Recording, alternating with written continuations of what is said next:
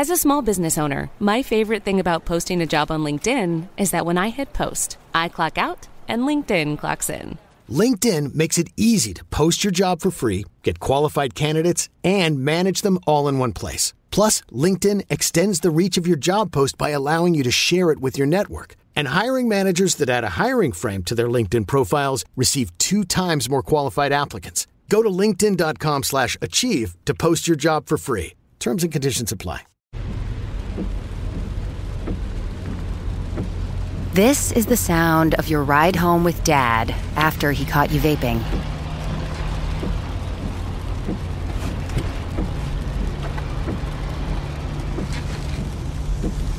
Awkward, isn't it? Most vapes contain seriously addictive levels of nicotine and disappointment. Know the real cost of vapes. Brought to you by the FDA.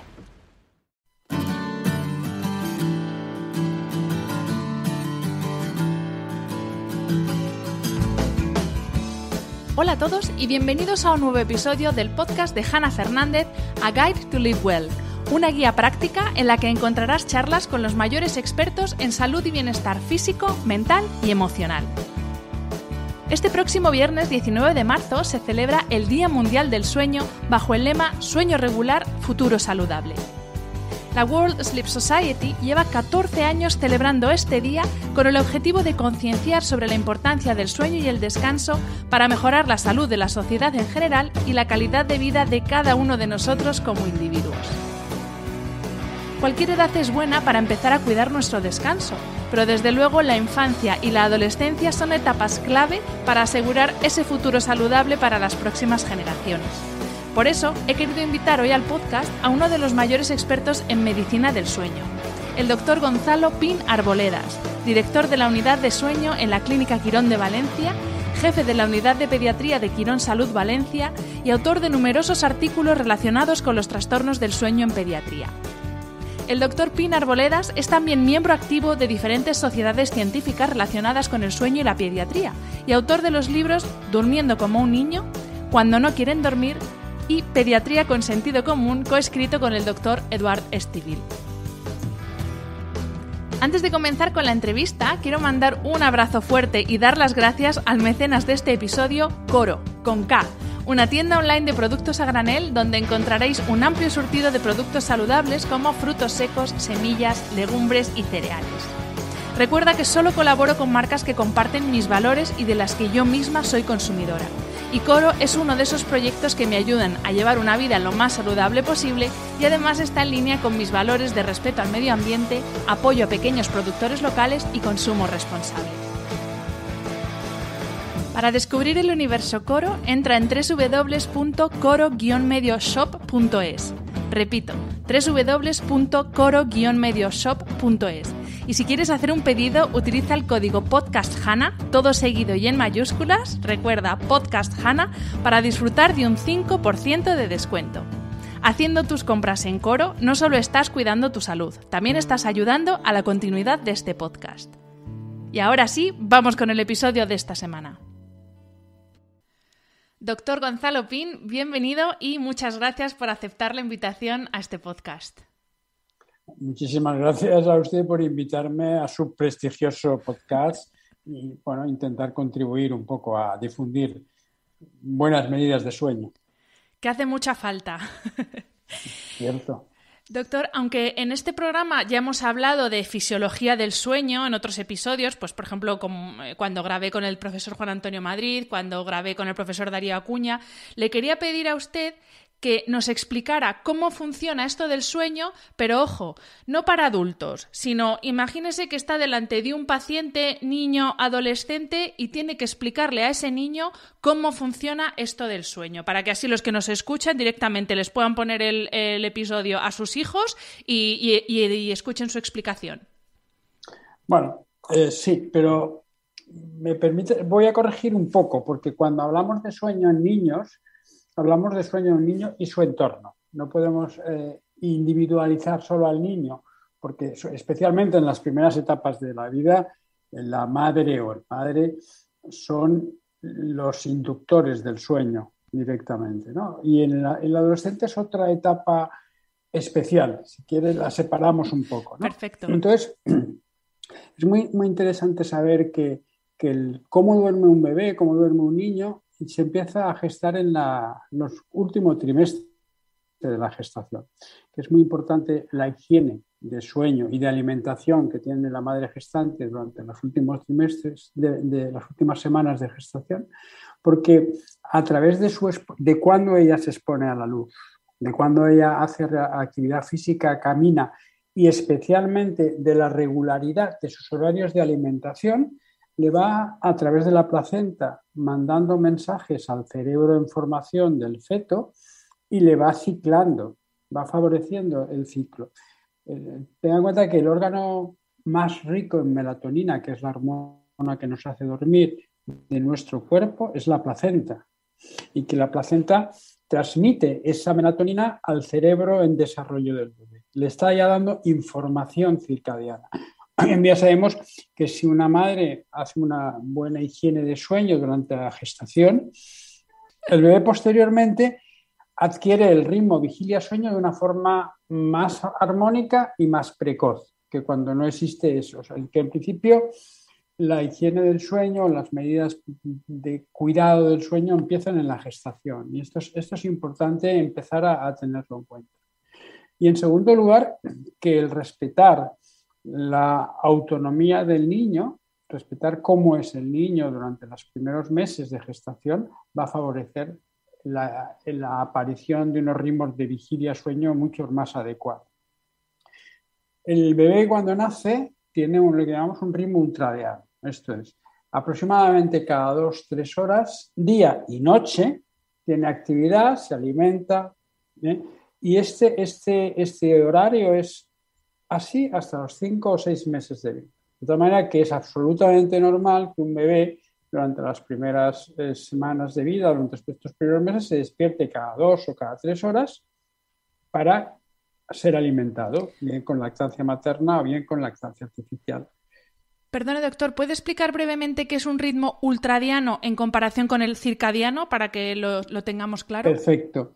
Sí, el ritmo circadiano indica, circa es alrededor de, diano, alrededor del día. Es el ritmo que los adultos tenemos aproximadamente un poquito más de cada 24 horas. Nuestro metabolismo va repitiendo las acciones. ¿Vale? Luego ya, como les habría explicado el doctor Madrid, pues tiene sus cosas, ¿no? El ritmo ultradiano es el que es mucho más corto, y aproximadamente cada 2 o 3 horas va haciendo las mismas acciones metabólicas nuestro organismo. Uh-huh. De tal manera que en el caso del bebé, cada 2 o 3 horas su glucosa baja, su insulina sube y tiene que ser alimentado, y eso ocurre las 24 horas del día, cada 2 o 3 horas. Eso se llama ritmo ultradiano.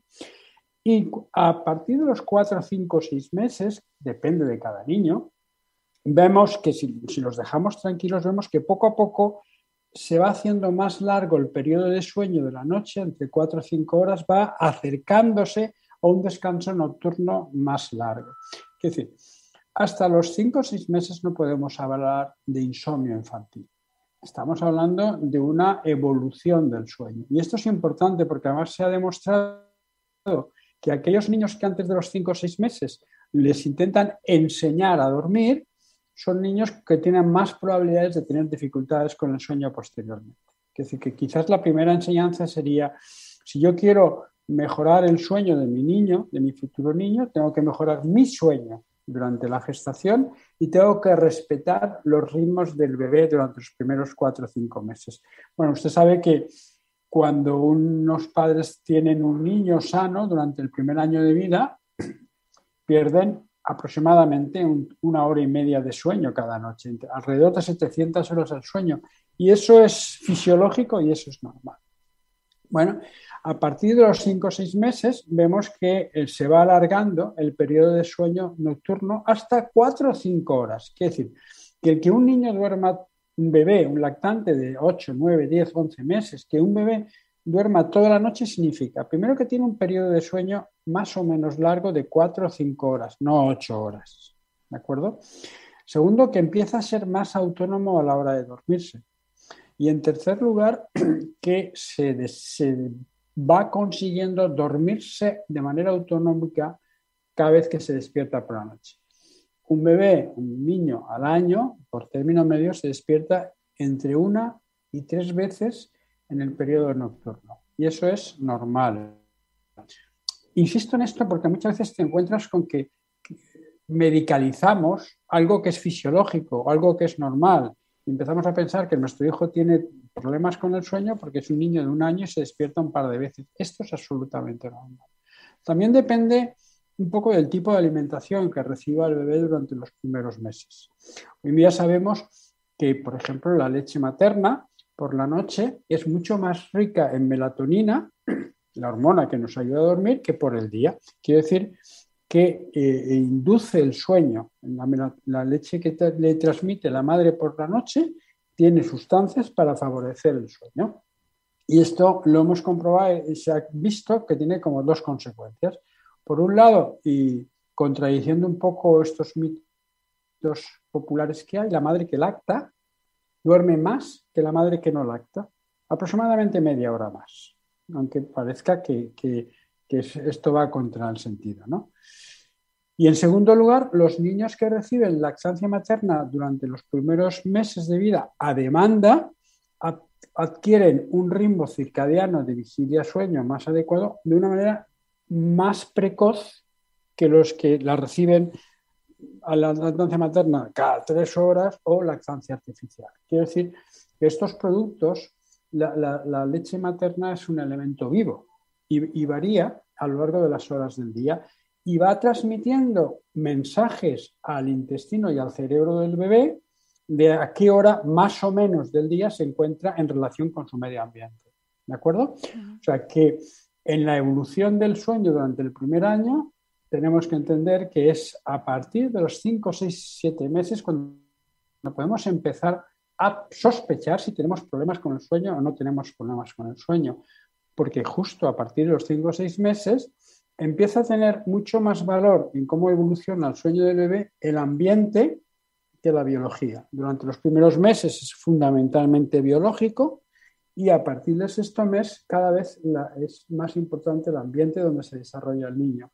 De tal manera que se ha calculado que cuando un niño cumple 1 año, 15 meses, el 60% de cómo duerme depende del ambiente y el 40% depende de la biología. ¿De acuerdo? Y luego hay que entender otras cosas, como comentamos al principio, el niño y su entorno. Quiero decir, el reloj que nos hace dormir o estar despierto tiene unos genes, como habrán comentado. Pues eso, hay mucha transmisión hereditaria. Si yo soy un padre o una madre de un cronotipo que llamamos vespertino, que me gusta trasnochar, con muchas probabilidades mi hijo será un trasnochador. Si al contrario soy un madurador, ocurrirá lo contrario. Quiero decir, que es muy importante que nosotros como padres, durante estos primeros meses, conozcamos cómo es nuestro hijo. Si es un niño que tiene tendencia a dormirse pronto y despertarse pronto, sábados y domingos también, o tiene tendencia a dormirse tarde y a levantarse tarde, todos los días de la semana. Porque no podemos, si yo tengo un niño que tiene tendencia a dormirse tarde y levantarse tarde y lo pongo en posición de dormir a las 7 o a las 8 de la tarde y su reloj biológico le dice que a las 10, lo que voy a conseguir es estar 2 horas peleándome con el niño. Mi primer trabajo es conocer cómo es mi hijo. De la misma manera que hay niños que lactan cada poco tiempo mucha cantidad y otros que lactan cada más tiempo menos cantidad, o al revés, lo he dicho justo al revés. ¿Vale? Pero lo hemos comprendido. ¿Vale? Pues en el sueño pasa exactamente igual. Yo primero tengo que conocer cómo es mi hijo. Es un niño matutino, es un niño vespertino, es un niño que tiene periodos cortos de sueño, es un niño que tiene... Y luego, poco a poco, lo podría ir adaptando. No sé si los niños son listos, es que sabemos que a partir de los 6-7 meses, casi el 50% de los niños empiezan a ajustar sus horarios a los horarios de su entorno, de su familia. Evidentemente, no durmiendo 8 horas, durmiendo las horas que le corresponden. De todas maneras, ¿es normal que un bebé de 1 año se despierte? Sí. ¿Cuándo podemos pensar que empezamos a tener un problema? Cuando el tiempo de vigilia entre sueños, o sea, el tiempo que está despierto ese niño, supera los 60 minutos aproximadamente. Está despierto más de una hora durante la noche. Y cuando vemos que cada vez necesita más ayuda exterior para volver a reiniciar el sueño tras el inicio del sueño.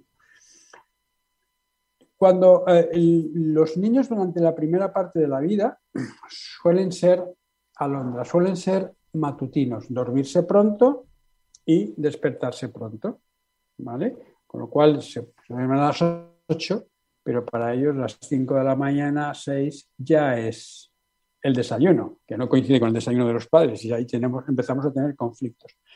A medida que nos acercamos a la adolescencia, esta forma va variando y los adolescentes suelen ser vespertinos. De todas maneras, yo tengo un hijo que tiene 9, 10 años y que se duerme fácilmente o bien a las 9:30, a las 10 de la noche. Cuando se va acercando a la adolescencia, vamos viendo que va retrasando el sueño. Y eso es fisiológico. Un adolescente tiene tendencia a dormirse tarde y a levantarse tarde. Y ahí tenemos un conflicto. Uh-huh. Exacto. Ha sido un recién nacido más o menos y un lactante, empieza necesitando 16, 17 horas de sueño diurna, o sea, en 24 horas, no por la noche. Eso va bajando hasta las 8 o 9 horas del preadolescente, y el adolescente necesita dormir un poco más de 8 o 9 horas. ¿Qué ocurre? Que tiene tendencia a dormirse tarde, pero yo le pongo a las 8 matemáticas en el instituto y él tiene necesidad de dormir 9 horas. Entonces, cuando llega al instituto, está en posición de sueño. O sea, que los adolescentes no son holgazanes, es que su biología. Su reloj biológico les dice, me tengo que acostar más tarde y me tengo que levantar más tarde. Pero además ocurre otra cosa, como el sueño es un equilibrio precioso de biología, psicología y ambiente, como afortunada o desafortunadamente nuestros adolescentes están enganchados a la tecnología y la utilizan a última hora del día, y la tecnología suele tener una luz blanca en las pantallas que le está diciendo a los ojos, si es luz blanca, es luz de al mediodía, no te tienes que dormir. Se junta el hambre con las ganas de comer. Si mi reloj biológico se retrasa fisiológicamente y encima a través de los ojos le estoy diciendo, es que no es de noche, es de día, pues el adolescente se acuesta más tarde, se duerme más tarde. Por eso el 24,6% en la encuesta que nosotros hicimos de los adolescentes van con sueño a clase. Uh-huh. Y entonces, estas son cosas que nosotros hemos hecho un trabajo muy bonito dentro del programa Erasmus+, que en España, en Italia y en Turquía, que jugando con los horarios de las lecciones a lo largo del día, para precisamente contrarrestar esta somnolencia, pues a primera hora del día les hacíamos a los adolescentes antes de la primera clase dar vueltas al patio, correr, bailar, cantar, para despertarlos, que perdieran la melatonina que les queda todavía en sangre y se crea bueno, pues con eso por un lado aumenta más de un punto el rendimiento escolar, pero sobre todo, fíjese que es curioso, lo que disminuyó más del 50% son los problemas de conducta dentro del aula, porque un adolescente con sueño es un adolescente con poco control de impulsos. Ajá. ¿De acuerdo? Qué curioso. Entonces, claro. Sí, no es tan curioso, en realidad es volver un poco a nuestros ancestros, a cómo hemos dormido y cómo hemos estado hasta que hace 150 años nos hicieron un regalo fantástico que nos está permitiendo hablar, que es la luz eléctrica, pero que no hemos sabido muy bien usarla y que fíjese, se ha calculado que cada año aumentamos un 2% el tiempo que estamos, la intensidad de impregnación de luz a nuestro. Y esto no había pasado nunca en la naturaleza. Y eso conlleva que nuestros hábitos de sueño vayan cambiando. O sea que el sueño de un niño, de un bebé es algo vivo que va variando a lo largo de esto. Y que de la misma manera que sabemos que un niño cuando empieza a caminar es normal que a los 12 o 13 meses se caiga, cuando empieza a evolucionar el sueño es normal que se caiga del sueño. entre 1 y 3 veces. No sé si me enrollé mucho o lo expliqué. No, lo ha explicado perfectamente. Tenía varias preguntas que ya se han ido respondiendo, así que fenomenal. Mi siguiente pregunta, doctor, es sobre trastornos del sueño. Obviamente hay muchos trastornos del sueño, no podemos hablar de todos, pero igual que en adultos, por ejemplo, insomnio y los trastornos respiratorios son trastornos muy comunes, quería preguntar si es también en el caso de niños, porque, por ejemplo, ahora pensando en que, según un estudio de la OMS, un 19% de los niños y un 17% de las niñas españoles tienen obesidad, que está muy relacionado con problemas respiratorios a la hora de dormir, me pregunto si tanto insomnio como estos trastornos respiratorios son también los trastornos más comunes en niños o son otros diferentes. Primero, una previa. En pediatría debemos distinguir 2 cosas muy importantes. Una son niños con problemas con el sueño o niños con trastornos del sueño. Son 2 cosas que tienen que la manifestación es la misma, aparentemente tienen la misma situación clínica, pero el origen es totalmente diferente y entonces el enfoque tiene que ser totalmente diferente. Los problemas del sueño son derivados de problemas educativos. ¿De acuerdo? Del vínculo que se establece durante los primeros años de la vida. Sabe usted que el vínculo es esa relación que establece el bebé y el niño durante los primeros años con la persona que le cuida y que le transmite seguridad y que puede ser de varios tipos, un vínculo dependiente, independiente, seguro, inseguro. En función de ese vínculo se produce una serie de problemas con el sueño. Porque es muy importante y a veces nos olvidamos de que el sueño forma parte del ciclo de 24 horas. Y yo no puedo educar o tratar de manera diferente a un bebé o un niño por el día que por la noche, porque no lo va a entender. Quiere decir que si yo por el día, yo estoy siempre en su contacto visual y cada vez que yo me voy a la cocina, él protesta, yo voy corriendo para que me vea, lo mismo va a ocurrir por la noche. ¿De acuerdo? Esos son problemas con el sueño y el enfoque es de tipo psicoeducativo, de higiene de sueño, de comprender cuál es el ambiente familiar, cómo han decidido los padres educar a sus hijos. Nosotros los profesionales no somos quienes para decir qué objetivos educativos tienen que tener las familias. Sí que podemos explicar que determinados modos de educar conllevan ciertas condiciones y que ellos decidan, ¿no? O sea, yo cuando estoy delante en la consulta con una familia no se me ocurre decir, tienes que educar así. O sea, esto es lo que hay y tú decides por el bien de tu hijo. Pero sí que tenemos que corregir ciertas cosas. O sea, una cosa son los problemas con él y luego ya son los trastornos con el sueño, que suelen ser el origen muy parecido a lo que ocurre con los adultos, pero con manifestaciones diferentes. Por ejemplo, un 10% de los niños roncan. Y de ese 10%, algunos tienen apneas del sueño. Entre un 2 o un 3% de nuestros niños roncan. Y eso va aumentando. ¿Por qué? Porque va aumentando la obesidad, como muy bien ha indicado usted, que no tiene que ver solo con los trastornos respiratorios del sueño. El mismo déficit crónico de sueño genera obesidad. Exacto. El mismo déficit de sueño favorece la aparición de la diabetes en los niños. El mismo déficit crónico de sueño se confunde muchas veces con un signo de hiperactividad, con déficit de atención. O sea, quiere decir que el sueño condiciona toda la vida del niño. Y a veces nosotros como sociedad occidental de actividad 7 días sobre 7 días y 24 horas sobre 24 horas transmitimos a los chavales que dormir es perder el tiempo, que mientras duermen no están conectados, no se comunican. Tenemos horarios de televisión, el MasterChef Junior, a horas que habría que rasgarse las vestiduras, o sea que debería estar prohibido y castigado por ley obligar a los niños a estar a estas horas, o el Box Kids. O sea, en fin, no quiero meterme en donde no me llaman, pero, ¿no? Pero hay que decir las cosas como son, porque si no, nunca vamos a salir de esto y vamos a ir yendo a peor. A peor, o sea, y progresivamente cada vez tenemos más problemas con el sueño, más problemas con el sueño, no hablo de trastornos, más problemas con el sueño en la infancia, porque, como le he dicho antes, ¿no?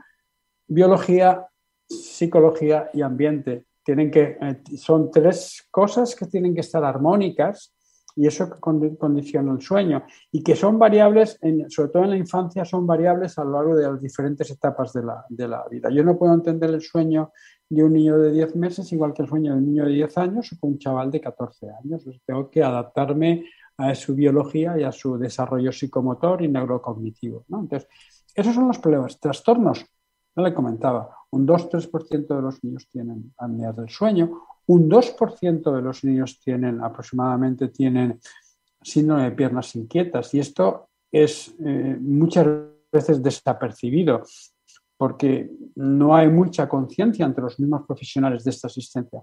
Y es curioso porque, claro, cuando el niño está quieto para que le queramos que se duerme es cuando le molestan las piernas y entonces empieza a dar vueltas.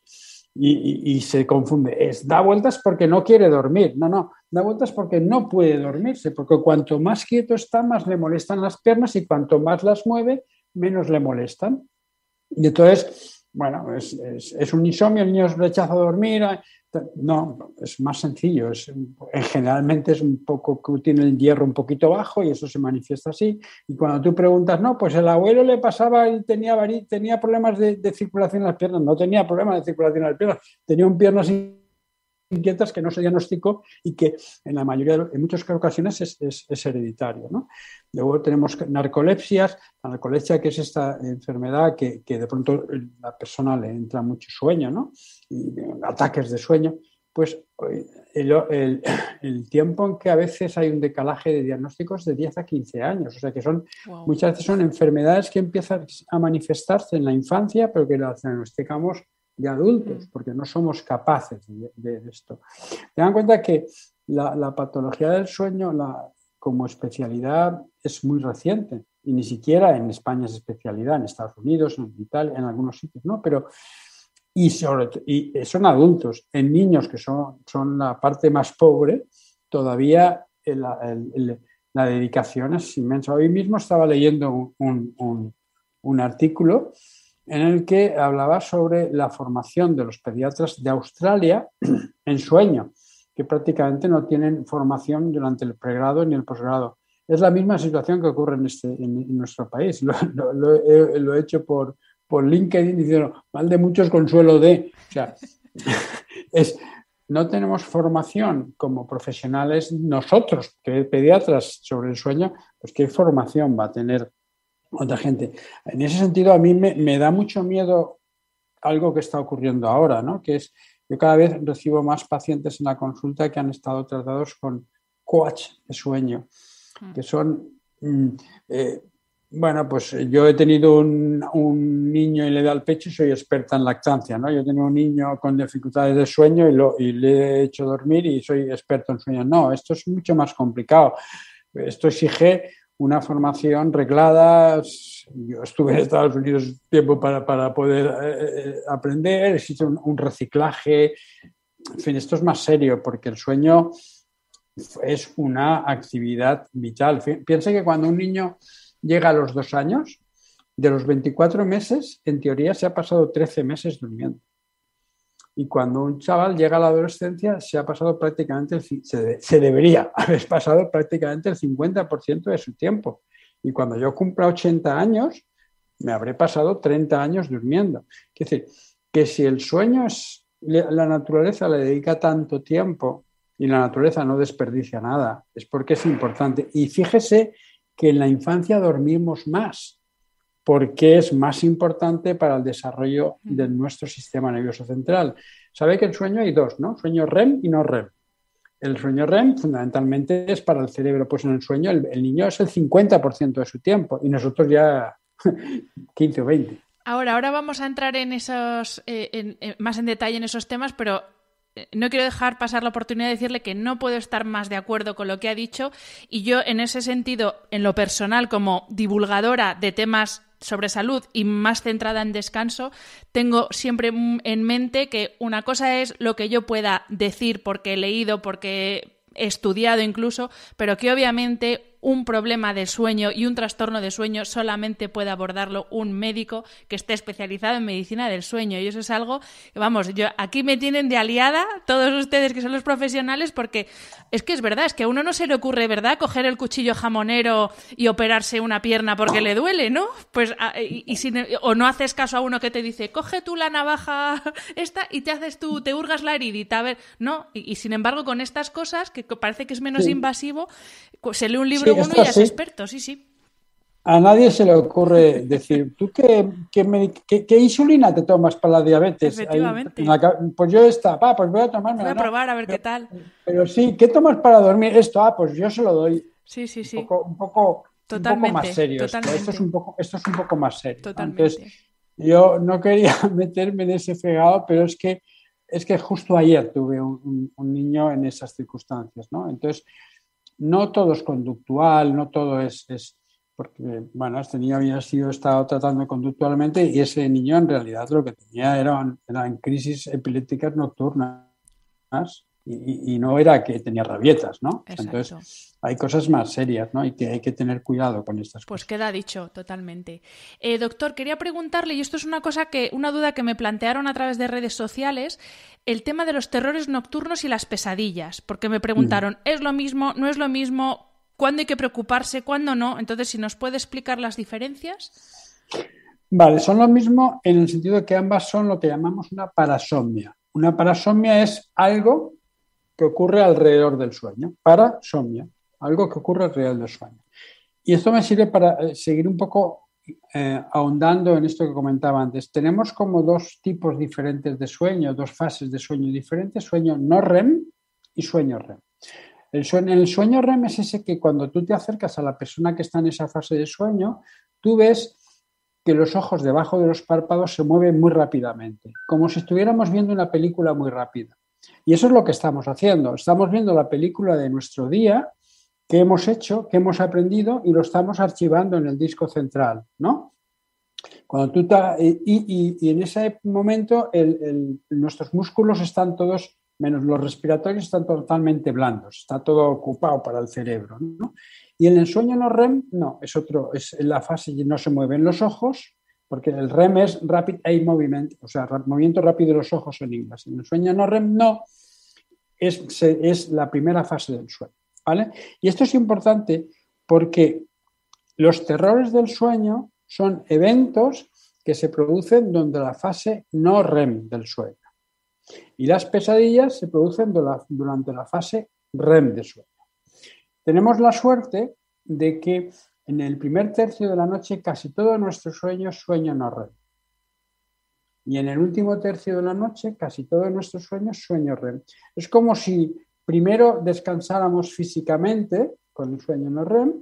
No es así exactamente, pero es para que lo entiendan, ¿no? Y después descansáramos mentalmente durante el sueño REM. ¿De acuerdo?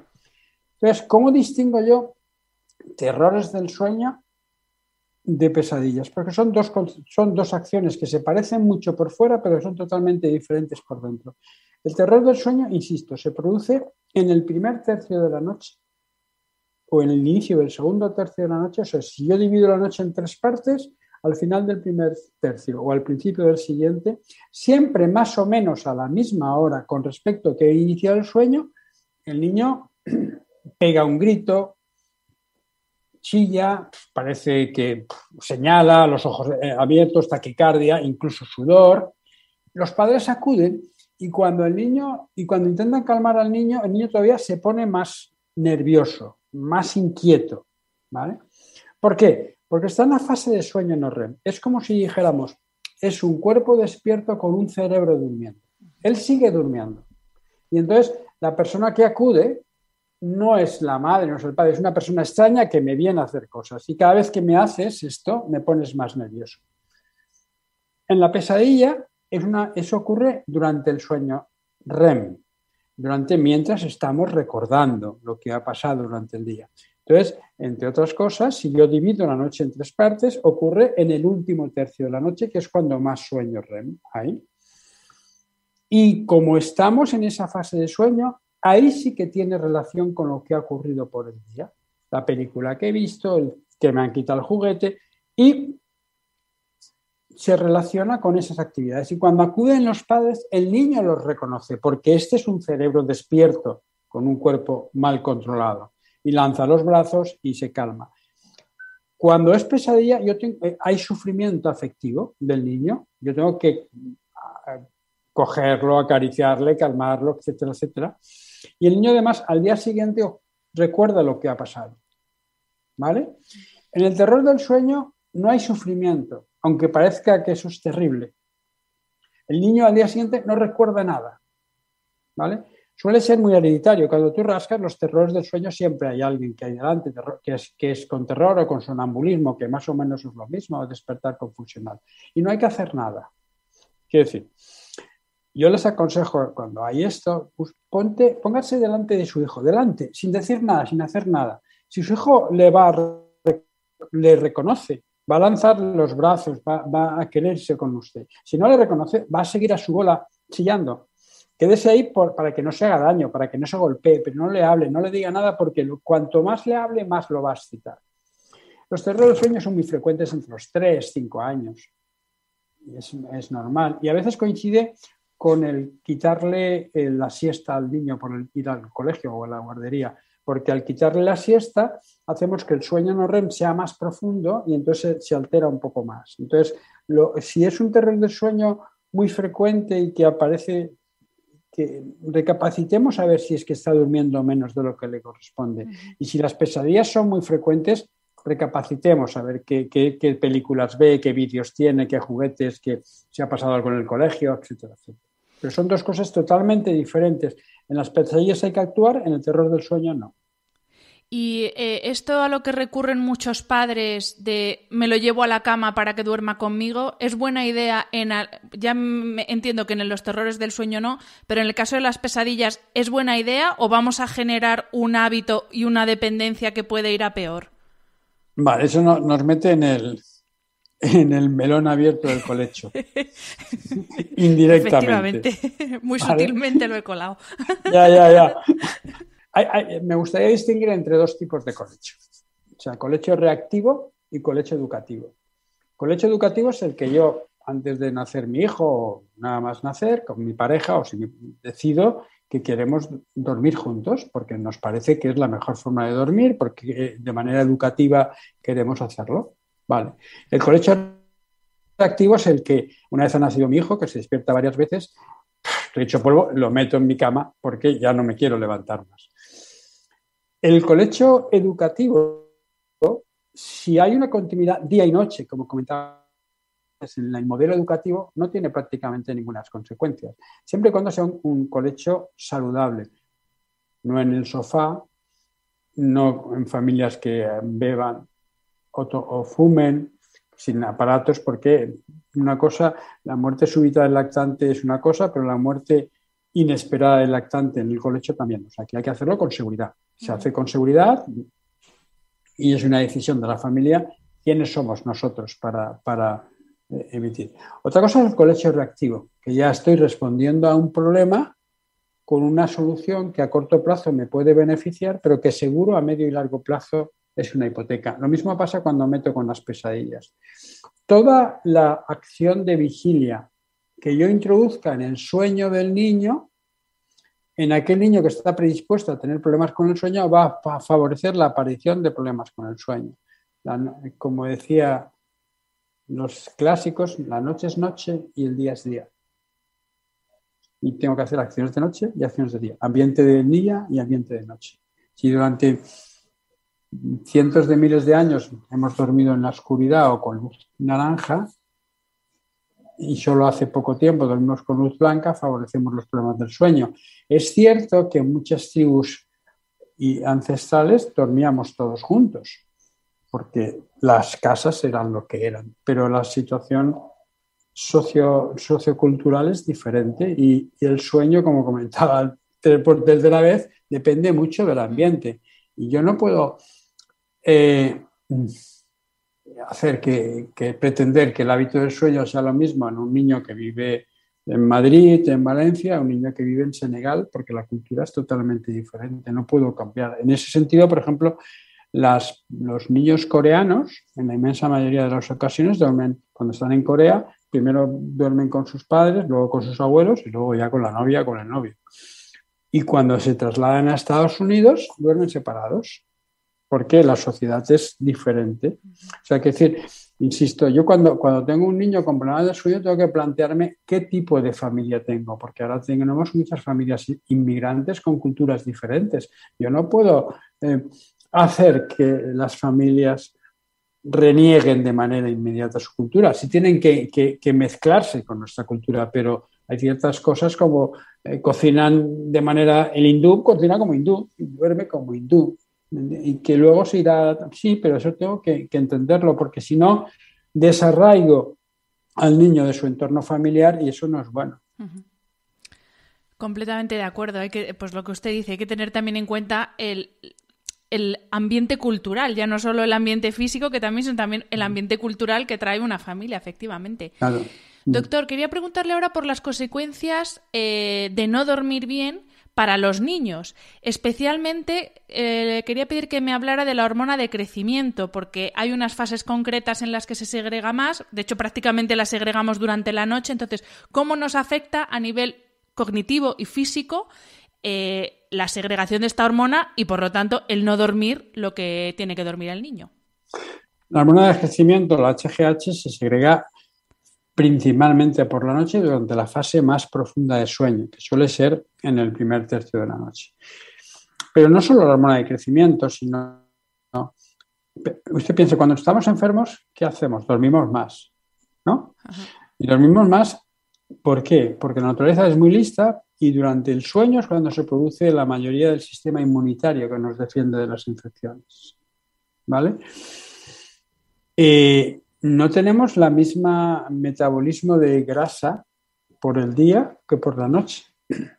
Varía el ciclo y el colesterol, de tal manera que cuando yo duermo menos de lo que me corresponde o tengo un sueño de mala calidad de manera crónica, no es un día, no sé si es estamos hablando de un déficit de sueño crónico, primero se afecta la parte neurocognitiva. Estoy más irritable, tengo más capacidad de errores, un tercio de los errores están en déficit crónico de sueño y tengo menos capacidad de aprendizaje, especialmente de retención de la memoria de trabajo en las primeras etapas de la vida, que es cuando el niño está aprendiendo. ¿De acuerdo? Si esto persiste, pasamos a la parte orgánica. Empieza a alterarse el metabolismo. La hormona de crecimiento se segrega menos. ¿De acuerdo? ¿Eso significa que los niños que duermen mal son más enanos que los...? No, pero tienen más dificultades porque la hormona de crecimiento no solo nos hace crecer, nos hace muchas otras funciones. Tenemos mayor tendencia a infectarnos porque no damos tiempo a producir. O sea, que si un niño preescolar que va a la guardería el primer año antes del COVID se constipaba 7 veces al mes, cada 7 días, perdón, ¿de acuerdo? Cuando además tengo un déficit crónico de sueño, no sé si sean 7 episodios, es casi un episodio continuo. ¿De acuerdo? Es decir, primero parte neurocognitiva y segundo ya parte metabólica. Incluso parte nutricional, porque no nos olvidemos que la crononutrición, que cuando un niño come, es tan importante como el que come para el desarrollo del ciclo vital. Entonces, cuando nosotros tenemos un niño mal comedor y que además lo empezamos a alimentar por la noche porque está dormido y así puede comer, en el fondo estamos tirándonos piedras a nuestro tejado. Son esas acciones que hacemos a corto plazo, pero que nos hipotecan a medio y largo plazo. Uh-huh. ¿Y qué pasa, doctor, con las pantallas? Que yo creo que es el otro gran melón. Ya hemos hablado del colecho, de los horarios de la televisión y las pantallas, porque claro, es que es algo inevitable. O sea, tampoco podemos ir contra natura, entre comillas, en el sentido de contra la evolución. Pero yo me imagino que en consulta estará siendo exponencial el crecimiento de problemas asociados al mal uso, porque yo siempre digo, la tecnología no es mala ni buena, es el uso que hacemos de ella. Entonces, para concienciar aquí a los padres que también recurren mucho a toma la tablet y déjame un ratito, o ponte la tablet para comer, ponte la tablet para dormir, ¿cómo tenemos que hacer uso de esa tecnología y sobre todo de esas pantallas que, como nos decía usted antes, lo que hacen es activar el cerebro? Bueno, dos previas. Una, las pantallas no pueden ser el canguro. Esto es importante. El mejor canguro son los padres, sus juegos. Y en segundo lugar, hay un hecho que nosotros hemos demostrado, y está publicado. Cuando tú a un adolescente le explicas el sueño, le explicas cómo funciona, los beneficios y los no beneficios del sueño, los beneficios y no beneficios de la tecnología, el adolescente, que no es tonto, lo entiende perfectamente. Y hay una mejoría en eso. Entonces, ¿qué hacer con las pantallas? En primer punto es educación. Explicar, como usted muy bien ha dicho, que la tecnología es fantástica, pero hay que saber usarla. Y saber usarla no es saber apretar los botones, es saber cuánto tiempo, cuándo la tengo que usar.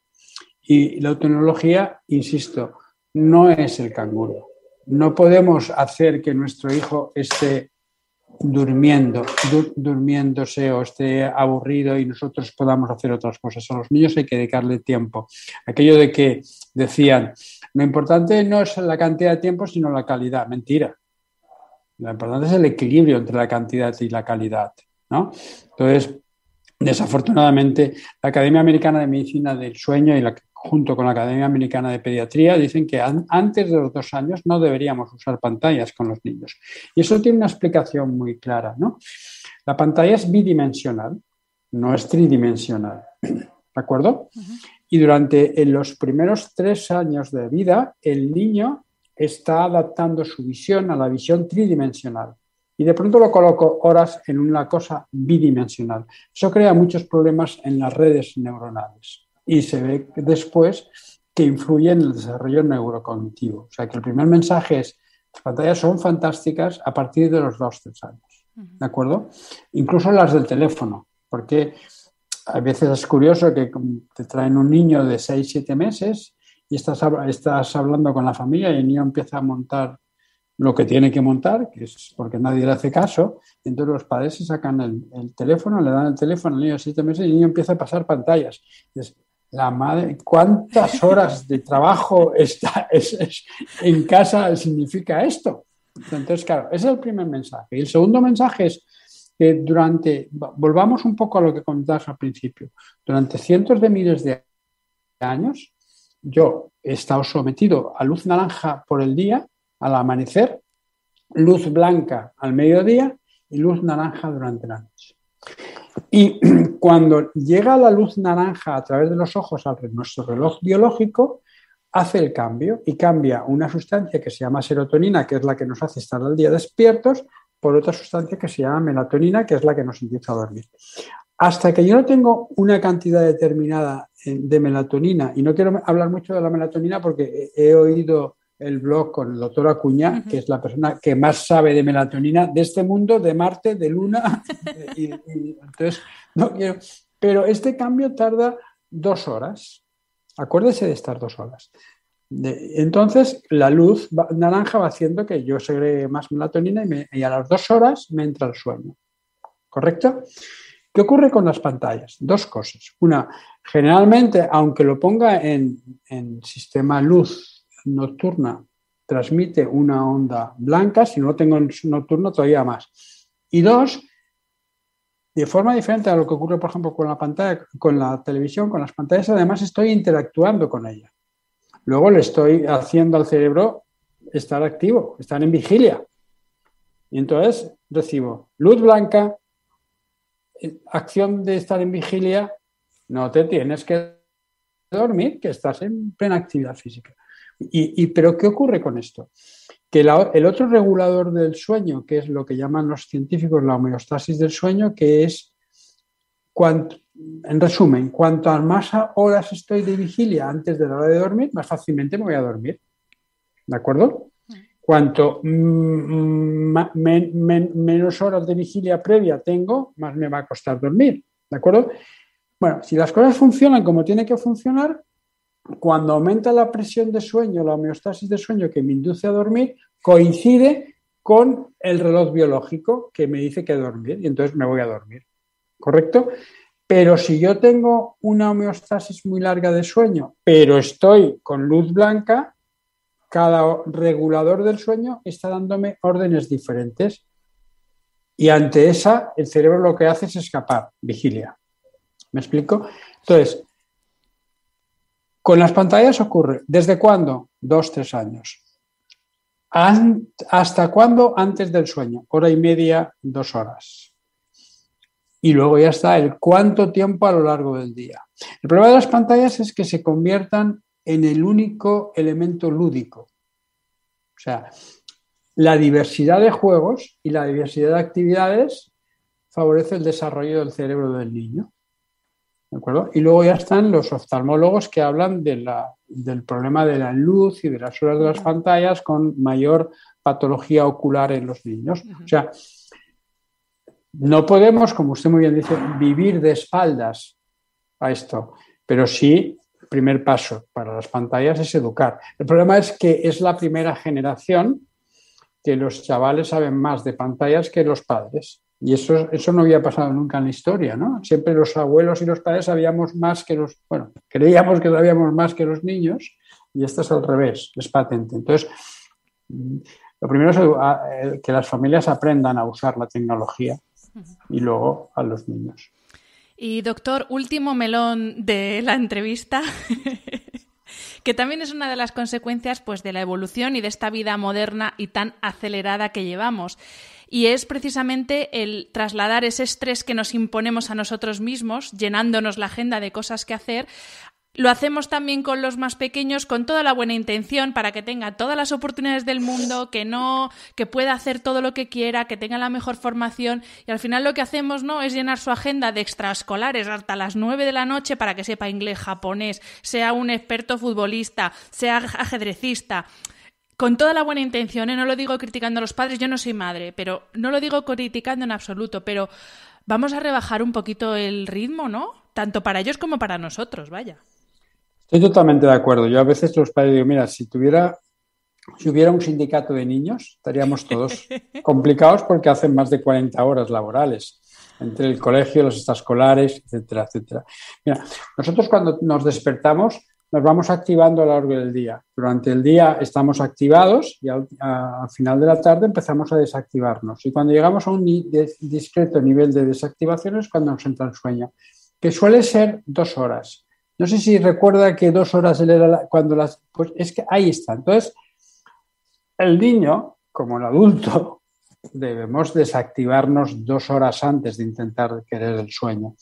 Y luego existe otro, aparte de esto, cuando muchos padres dicen, no, pues vamos a cansar al niño para que duerma. Cuanto más, si usted juega al squash a las 11 de la noche, no se va a dormir pronto, porque está de cortisol, está de excitación hasta las cejas y tiene que tener un tiempo para dormir. Cuanto más canso yo un niño por la tarde a última hora, más problemas tengo para dormirse. Por eso, ahí hay muchas dificultades, por ejemplo, con los chavales adolescentes que entrenan al fútbol, que suelen entrenar a las 9 de la noche, llegan a casa a las 10:30, cenan, algunos incluso tienen que estudiar después, y a un reloj que ya está predispuesto a acostarse tarde, le pongo tanta actividad a última hora, hambre y ganas de comer. Entonces, duérmete enseguida, es imposible porque ese chaval tiene la serotonina muy alta y la melatonina en los suelos, y hasta que no pasen más de 2 horas esto no va a pasar. Y si durante esas horas yo lo estoy achuchando, vale, rápido, o en los niños pequeños, ¿no? Venga, venimos de la extraescolar, rápido a cenar, rápido a la ducha, rápido a dormir. Claro. ¿Y usted cuando está estresada se duerme? No, es lógico. Pues es que esto es así. Sí. Sí, totalmente. Pues doctor, muchísimas gracias. Ha sido un absoluto placer esta charla. Creo que hace falta mucha educación, padres, adolescentes, niños, y sobre todo acabar con eso de utilizar la cama como un castigo, ¿no? En vez de enseñar que es un placer, además de una necesidad fisiológica fundamental, ¿no? Dejar de utilizar la cama como el castigo, de a la cama sin cenar, a la cama sin tele, ¿no? Claro. ¿Cómo celebra la humanidad las alegrías? Come, duerme y hace otra cosa que no puedo nombrar, ¿de acuerdo? Pero si nos hicieran estar haciendo esas 3 cosas de manera continuada todos los días, acabaríamos no queriéndolas hacer. La cama es un placer y la cama solo se utiliza para dormir o para otra cosa, pero no para pelearme con la cama, no para leer, no para mandar WhatsApp o para trabajar en la cama, y el niño tampoco. O sea, yo te voy a mandar a tu cuarto, no te voy a mandar a la cama a dormir. Te voy a mandar a tu cuarto porque es el espacio donde tienes que estar. Insisto, el sueño es un amigo que viene cuando tú no lo buscas. No lo convirtamos en el héroe enemigo. No, vete a tu cuarto, haz lo que quieras, menos desmontar el cuarto. Haz lo que quieras. Yo no te voy a... Pero mañana a las 7 te tienes que levantar. Voy ciclando, voy haciendo ritmos. Pues doctor, muchísimas gracias. Ha sido un auténtico placer. Muchas gracias. El placer ha sido mío y a su disposición. Muchísimas gracias. Gracias y como siempre a los que estáis al otro lado del micro, muchas gracias por escucharnos y hasta la semana que viene. Espero que hayas disfrutado del episodio. Me ayuda mucho conocer tu opinión y tus sugerencias para este programa. Si quieres escribirme, puedes hacerlo a través de mi página web hanafernandez.es, donde encontrarás las notas sobre cada episodio y recursos adicionales. Y también puedes hacerlo en mi cuenta de Instagram, hanafr. Mil gracias como siempre por estar al otro lado. Nos escuchamos en el próximo episodio.